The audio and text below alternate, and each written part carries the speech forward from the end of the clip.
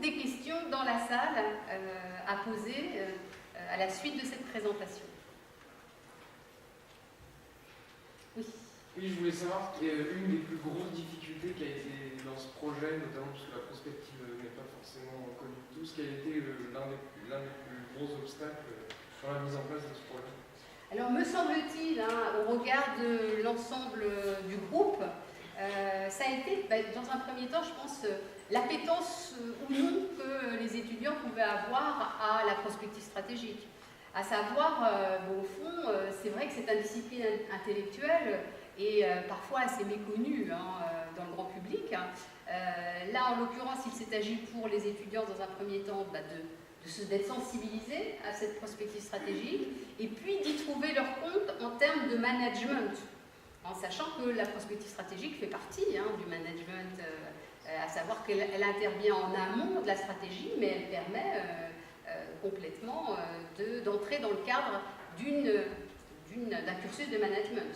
Donc il a fallu faire le lien entre la prospective stratégique et les cours de management, et à partir de là, je pense que déjà ça a largement facilité l'envie de participation à ce management de votre gestion. Vous avez précisé que Prospective Foresight Network faisait partie du Millennium Project. Est-ce que vous pouvez nous en dire plus sur les échanges entre les différents nœuds européens et internationaux? Tout à fait. Là, en fait, Prospective Foresight Network, pour reprendre l'historique, est né en 2003, d'une rencontre avec Jerome Glenn. Jerome Glenn étant le directeur général du Millennium Project. Jerome Glenn, à cette époque, avait une dizaine de nœuds de prospectivistes disséminés à travers le monde et faisait la tournée des pays et des zones géographiques pour essayer de développer justement son réseau de prospectivistes internationaux.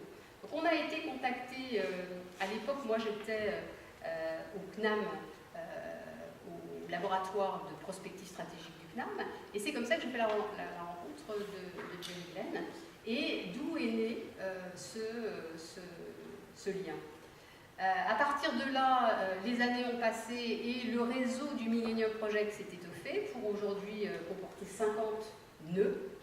Et on travaille de manière régulière sur des chantiers spécifiques pour alimenter le rapport annuel du Millennium Project qui s'appelle State of the Future et qui, généralement, tous les ans, propose soit une étude particulière, étude qui est faite en temps réel avec les différents acteurs des différents nœuds, qui participent en donnant de l'information en fonction de leur thématique de recherche préférée. Voilà, donc on a l'occasion de se voir au moins une fois par an, à Paris ou ailleurs. Et cette année, on a particulièrement développé des liens sur justement le Millennium Europe.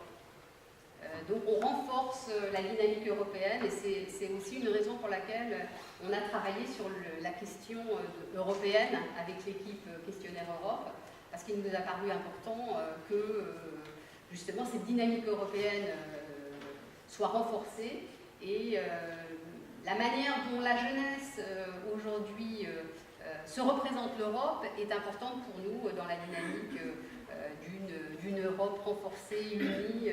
Je veux savoir comment vous avez eu l'idée de proposer ce projet à vos étudiants. Alors, pourquoi ce projet à mes étudiants? Alors, pour plusieurs raisons. Alors, le premier, pour justement les sensibiliser à la prospective stratégique.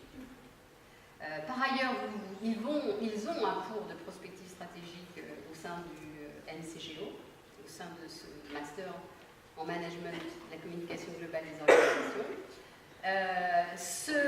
Dans le cadre du master, l'unité d'enseignement en prospective stratégique et communication, c'est 2 jours de sensibilisation à la prospective au travers d'ateliers de prospective stratégique. L'idée, c'était au fond d'arriver sur un projet un peu au long cours, de les sensibiliser puis de les acculturer à la prospective. Donc, et puis, pédagogiquement parlant, mon deuxième enjeu, c'était de bénéficier de ce temps long d'un management de projet pour développer cette idée de projet emboîté avec 6 groupes de projets qui allaient devoir collaborer de manière durable sur une année au service d'un projet commun. Et ça, c'était pas si simple.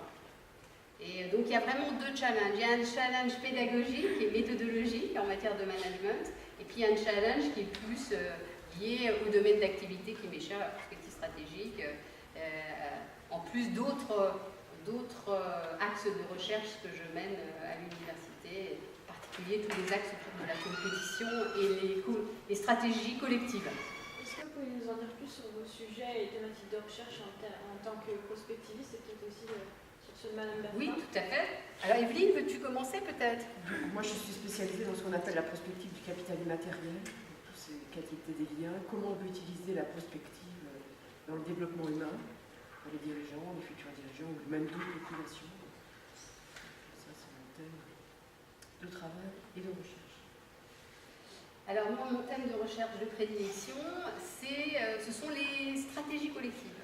Stratégie collective et coopétition. C'est en fait comment les managers arrivent, alors qu'ils sont sur certains éléments d'une chaîne de valeur en compétition, ben, ils peuvent pour autant arriver à collaborer parce qu'ils savent que globalement, sur une chaîne de valeur globale, ils seront gagnants. Donc c'est savoir, au fond, dépasser peut-être les réticences à collaborer avec un concurrent dans un premier temps, et se dire qu'au fond, bah, à terme, dans la globalité du projet, eh bien, on a,